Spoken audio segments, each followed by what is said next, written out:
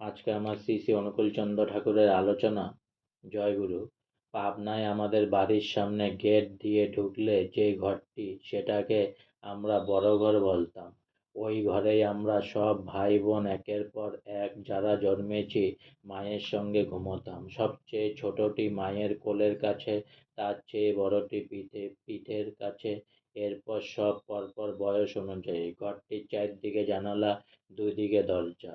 উত্তরমুখী বারান্দায় একটা আম গাছ ছিল, আমরা আমতলার বারান্দা বলতাম। আম গাছটা ঘিরে চারদিক দিয়েই বারান্দা। একটা লোহার বিরাট পাট রান্নাঘর ও শোয়ার ঘর জোড়া করে পাতা ছিল। রান্নাঘরের পূর্ব দিকে একটা শাওড়া গাছ ছিল। বাড়ির চারদিকে টিনের বেড়া। টিনের বেড়ার পরেই বসন্ত চৌধুরীর বাড়ি। এ বাড়িটা আমাদের আদি বাড়ির এক অংশ। এ বাড়িতেই আমাদের বাবা কাকারা বড় হয়েছেন।